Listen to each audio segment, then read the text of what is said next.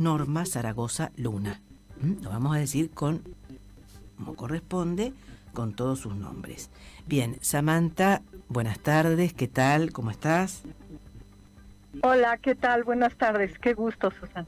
Bueno, igualmente, Samantha, un gusto para todos nosotros, desde ya que nos dediques minutos de tu tiempo, que por lo que conocemos, por lo que hemos visto, es escaso, pero de todas maneras era muy importante tu palabra por tus conocimientos, tanto a nivel académico, a nivel fáctico, en el tema de la mujer. ¿Qué nos podés decir, qué podés decir a la audiencia respecto de la situación actual de la mujer en México, concretamente en este 2021? Ya, la situación actual de las mujeres en México es una situación, digamos, que está atravesada por un contexto exacerbado en términos de violencia en todas sus direcciones. La situación que estamos atravesando las mujeres el día de hoy en México está considerado desde mi punto de vista como una situación que requiere ser reconocida como una situación de emergencia nacional. ¿Y por qué decimos de emergencia nacional? En nuestro país diariamente asesinan entre 10 y 11 mujeres. 10 y 11 mujeres que están siendo asesinadas diariamente en nuestro país y que prácticamente el Estado, a pesar de los esfuerzos que ha implementado, no se ha visto ningún tipo de avance con respecto a la posibilidad ya no de erradicar, sino de detener al menos en una cierta situación los asesinatos en contra de las mujeres. México es un país que es experto en firmar convenios nacionales, internacionales. Tenemos una ley de acceso de las mujeres a una vida libre de violencia, que prácticamente fue publicada en el Diario Oficial de la Federación desde el 2007 y que yo le podría decir a tu audiencia que es una de las leyes más puntuales, bien escritas, bien fundamentadas de lo que es la violencia en contra de las mujeres, sus diferentes manifestaciones, la función del Estado para atender, prevenir, erradicar las violencias. Sin embargo, a pesar de tener un marco normativo muy sólido, México se caracteriza por dos situaciones concretas que han impedido que se detenga el avance de la violencia en contra de las mujeres, y es la impunidad y la omisión. Tanto la impunidad y la omisión son dos situaciones que enfrenta nuestro sistema de impartición de justicia, que más allá de permitir que se detenga un fenómeno como el feminicidio en este caso, va en aumento. Te puedo decir que además de estos datos que te doy, que son sumamente alarmantes, pensar que diariamente están perdiendo la vida y de 10 a 11 mujeres, también te puedo decir que hay datos que ha dado, por ejemplo, el Sistema Nacional de Seguridad acá en nuestro país, que establece que tenemos acá una línea que es el 911, que es una línea de emergencia, en las cuales, para diferentes tipos de problemáticas se puede recurrir a esta línea y buscar la intervención del Estado. Y esta línea reporta datos prácticamente escalofriantes con respecto a los reportes de mujeres que están señalando enfrentar algún tipo de violencia. Muchas de estas violencias tienen que ver con violencia física, violencia sexual, ¿verdad?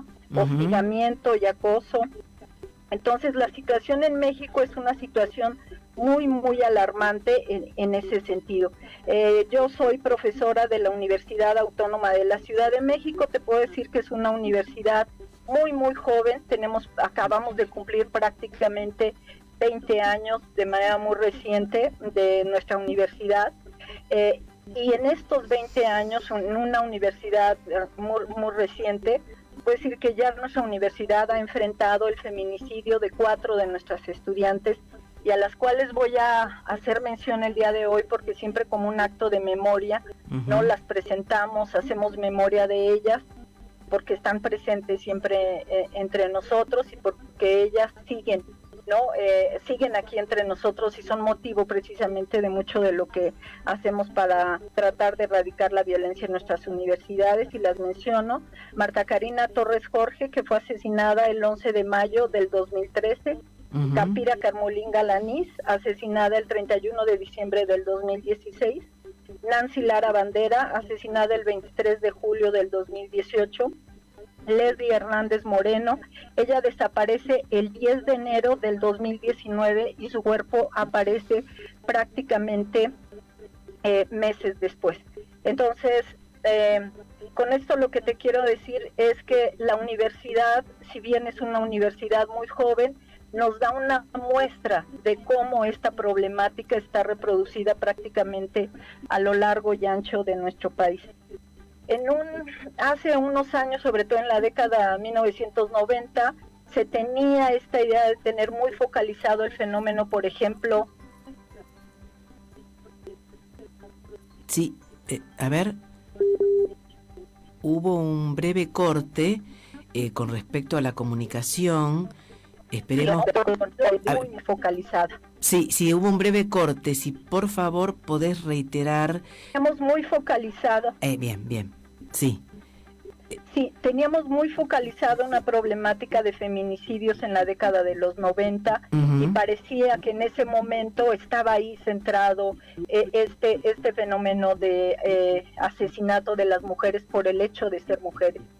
Sin embargo, en la medida que fue avanzando el tiempo, nos dimos cuenta que se juarizó mucho el fenómeno del feminicidio en México, pensando que estaba ahí el foco, digamos, en ese sentido de la problemática, y poco a poco el fenómeno se ha extendido. ¿Y por qué se ha extendido? En gran medida tiene que ver con esto que señalaba anteriormente. Si bien nuestro marco normativo es amplio, si bien tenemos protocolos, tenemos leyes, tenemos normativas, muy poco se hace en consecuencia. Lo más grave que tenemos acá en México es que hay protocolos, hay leyes que no se respetan. Hay protocolos y hay leyes que no se implementan. Una pregunta, Samantha, con respecto al rol de las instituciones, de las autoridades, tanto a nivel nacional, a nivel municipal, a nivel provincial, digamos, ¿no?, de las distintas comunas, de los distintos distritos. ¿Cuál es la actitud con respecto ante un acto, por ejemplo, de feminicidio o un acto de violencia contra la mujer? Y, por otro lado, la actitud sobre todo a nivel justicia. ¿Cómo es? ¿Es una actitud de, no diría protección, como si fueran minusválidas? ¿Cómo es, independientemente de la parte normativa, en la relación de hechos y de quienes actúan, tanto a nivel institucional, nacional, provincial, comunas, etcétera, etcétera, y a nivel judicial, frente a actos de violencia contra las mujeres? En México tenemos muy separados, digamos, estos dos niveles de actuación, diría yo. Por un lado, el sistema de impartición de justicia a cargo del Estado, y por otro lado, cómo operan estas diferentes colectivas, grupos de mujeres, organizaciones no gubernamentales que están... Tuvimos de nuevo un breve corte, pero las comunicaciones... A ver, sí. ¿Sí? Un breve corte. Entonces, fue de nuevo, pero bueno, sí. Tenemos un sistema de impartición de justicia que, hay que decirlo, en México no está preparado. Desde el 2007 que se implementa esta ley de acceso de las mujeres a una vida libre de violencia, una de las especificaciones de esta ley fundamentalmente apuntaba a la preparación, capacitación y formación de nuestro sistema de impartición de justicia para atender los casos de violencia contra las mujeres. Pero te puedo decir que al día de hoy, después de ese 2007, hoy tenemos ministerios públicos que no están capacitados, que no están sensibilizados, que no atienden la problemática desde una perspectiva, ya no digamos feminista, sino de género. El Estado ha invertido mucho en la capacitación de este personal, pero no ha tenido los resultados que se buscan. Frente a esa situación, se combina con otra problemática, y es que no tenemos policía de investigación en México. Ajá. No hay una policía que investigue realmente. En realidad, cuando nosotras nos acercamos a las colectivas de madres, nos damos cuenta que son las familiares de estas estudiantes, de estas mujeres, de estas niñas que han sido asesinadas, en las cuales recae todo el trabajo de investigación y de lucha por hacer justicia por el asesinato de sus hijas. Entonces, en México lo que está pasando es que son las colectivas de madres, las colectivas de estudiantes, las colectivas de mujeres, las organizaciones feministas, las organizaciones de mujeres, las que están luchando por hacer justicia, incluso están cargando sobre sus espaldas el trabajo de investigación sobre los feminicidios. Nada más para darte una referencia, por ejemplo, en esta situación que te comentaba de lo terrible que se vive en el norte de nuestro país, hay una colectiva que se llama Nuestras Hijas de Regreso a Casa, de Chihuahua. Ajá. Ellas surgen al principio del 2001 y bueno, esta colectiva está ahí articulada con Norma Andrade, que es la madre de Lilia Alejandra, que fue asesinada, y prácticamente recaen en las familias toda la investigación. Bien. Recae en las familias la búsqueda, recae en las familias incluso el uso de recursos, ¿no? Tener que buscar recursos económicos para poder solventar, enfrentar este proceso terrible. Entonces, además de vivir la pérdida de una hija, son totalmente revictimizadas por parte de un Estado que no tiene claridad. Un Estado ¿no? ausente, diría, un Estado ausente, ¿eh? Un Estado ausente y en realidad cómplice, porque en definitiva estos actos ocurren. Y si hay tantas vueltas y revueltas y no hay soluciones, es un Estado cómplice también, ¿no es cierto? Así es. Una pregunta. De hecho, sí. Una de las situaciones específicas que se plantea mucho, que se discute mucho acá en México con respecto a la definición del feminicidio, es entender que el Estado es responsable de lo que está sucediendo, ¿no? Que en ese sentido es muy importante en términos teóricos y en términos también de intervención. Exactamente. Entender que el feminicidio es un fenómeno en el cual el Estado es responsable, y no porque él cometa los feminicidios, sino porque al omitir, al ser indiferente, al no aplicar la ley, pues prácticamente se convierte en un cómplice. En un cómplice y desde el punto de vista de responsabilidad debería responder. En algún momento en Ciudad Juárez. Exacto, es lo que te iba a preguntar ahora. Que uno de los estados... Perdón, con Ciudad Juárez, ¿cómo sería? Ahí tenemos otro nuevo corte. Yo no sé si serán las autoridades mexicanas que nos están haciendo una censura por respecto a los comentarios que estamos haciendo respecto de el rol, ¿no? Que por otro lado es muy conocido, nos guste o no, pero es una realidad. Ya es un caso emblemático el de Ciudad Juárez y que se ha extendido por todo México, ¿no? Las ciudades, las regiones del centro, Chiapas y demás, y también Ciudad Juárez, fue un ejemplo, un muy mal ejemplo, ciertamente, no un ejemplo básico de lo que ha sucedido. Estamos teniendo problemas con la comunicación. Le voy a hacer una pregunta. A ver, Brian, ¿qué sucede? Ha habido un corte. Vamos a esperar unos minutos. Esperemos que se pueda retomar esta conversación, porque ocurre, como ocurrió también el viernes pasado, no digo normalmente, pero en los países de Centroamérica, en este caso no es Centroamérica porque es México, que no es Centroamérica, todo lo contrario, pero ha habido un corte y esperemos que rápidamente se pueda solucionar, así podemos retomar la conversación y si no, continuaremos y en la medida que se pueda retomar, entonces vamos a dar por finalizada, porque quedó inconclusa en un momento tan importante como se iba a hablar de Ciudad Juárez y toda esta extensión con todo México. Volviendo al tema de lo que estábamos hablando, ¿no? Del Día Internacional de la No Violencia contra la Mujer, cuidado, no soy solamente violencia física. Bien, lo explicó Samantha y lo hemos recalcado también quienes estamos en el tema, quienes conocemos del tema, que es todo acto de violencia psicológica, de hecho simbólica, y no necesita terminar con la muerte, que incuestionablemente se ha acentuado con la pandemia, sí, pero que es consecuencia directa de la pandemia, no, desde ya existía desde décadas y por supuesto, mal que nos pese, desde los comienzos de la humanidad considerada como tal, ¿no?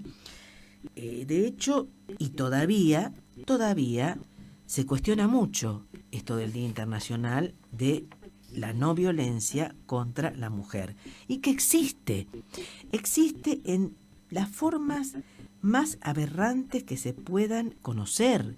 Existe la mutilación genital femenina, no solamente en África, existe en Colombia y en nuestro país, en la zona de Chaco, de Misiones, de Formosa. Es decir, el hecho de realizar una operación absolutamente con elementos que son totalmente inapropiados, como ser tijeras, cuchillos, etcétera, etcétera, un acto casi ritual para mantener la virginidad de las mujeres, ¿no? Y este es un acto de violencia contra la mujer. El asesinato por causa de la dote, por ejemplo, cuando es matrimonios que se dan sobre todo en los países islámicos, y no solamente en los países islámicos, referido a los casamientos que se preparan tanto de dote, tanto de esto, y casamientos de personas mayores de edad con niñas de 5, de 6 años. Bien, hemos retomado, hoy hay todo un ida y vuelta, ¿no? Pero referido a una temática en común, la violencia contra la mujer. Estamos nuevamente con Samantha y estábamos hablando de Ciudad Juárez. ¿Qué podés decirnos respecto de Ciudad Juárez, Samantha, en estos momentos, en este México del 2021? Ciudad Juárez en este momento, digamos que muestra una situación muy parecida a la que muestran otros estados, como te había señalado anteriormente, ¿no? La situación ya no solo está focalizada en ese municipio, sino que ahora nos trasladamos a otros estados como Veracruz, Estado de México, Ciudad de México y Nuevo León, pero prácticamente en todos los estados de nuestro país, donde el nivel de violencia y el fenómeno de los feminicidios es sumamente alto. Hay una precisión, fíjate que estudiosas de la situación de Ciudad Juárez nos alertaban, y ya en ese momento, en la década de los 90, concretamente Exacto. En 1993-94, la profesora Julia Monarres, teórica precisamente del feminicidio, ella nos decía que teníamos que poner mucha atención con una cuestión que para ella era fundamental, y es que el feminicidio y la violencia contra las mujeres se había convertido en una cultura que se había instalado en Ciudad Juárez y de ahí se había extendido. Y efectivamente ahora cuando evidenciamos las dimensiones de una problemática como esta, nos damos cuenta de esto que señalaba la doctora, que no es una cuestión solo determinada por un espacio, sino que es prácticamente una cultura que se ha extendido a lo largo y ancho de nuestro país. Es una cultura en la que claramente está evidenciado que la vida de las mujeres no importa. La vida de las mujeres no tiene importancia porque hay una contemplación, yo te diría, prácticamente pasiva por parte del Estado y por muchas de sus instituciones.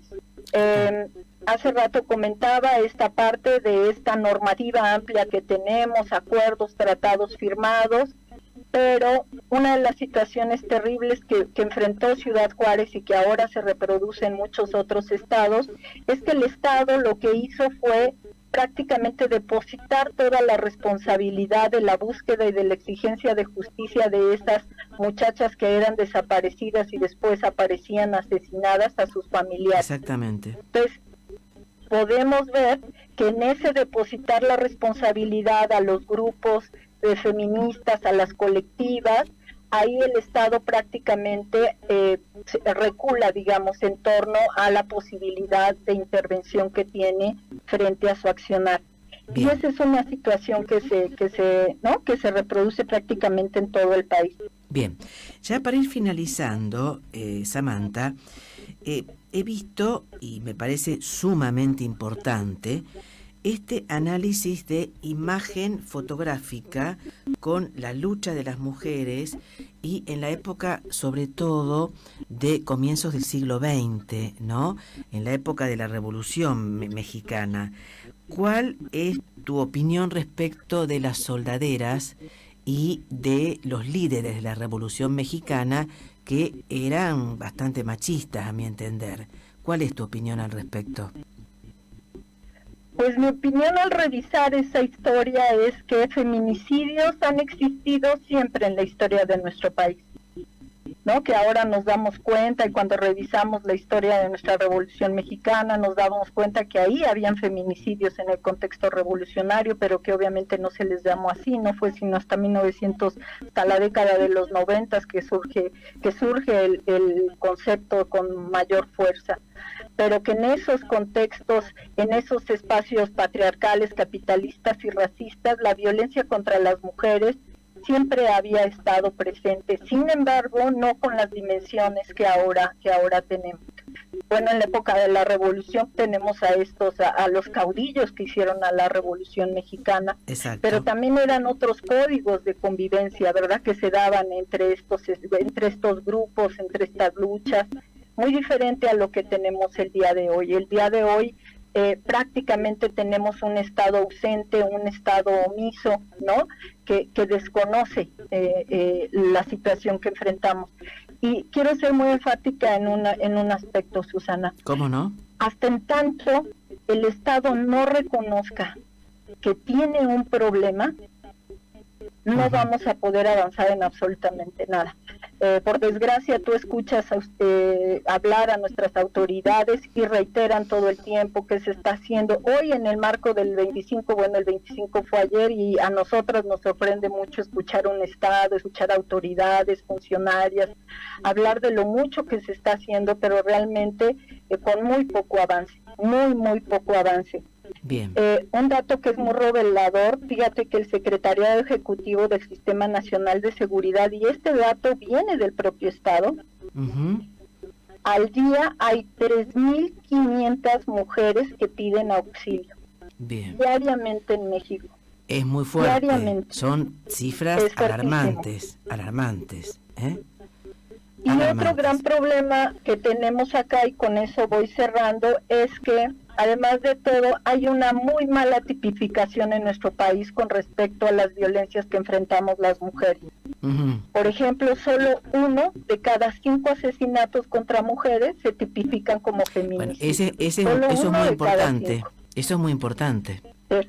Ese es muy importante. Y otro también que tenemos actualmente con el observatorio, ¿verdad?, de feminicidio en la Ciudad de México, y que nos daban las compañeras del observatorio precisamente el día de ayer, es que, por ejemplo, el asesinato que se comete en contra de niñas tampoco está tipificado como feminicidio. Generalmente se tipifica como parricidio, como infanticidio. No tiene nada que ver una cosa con la otra.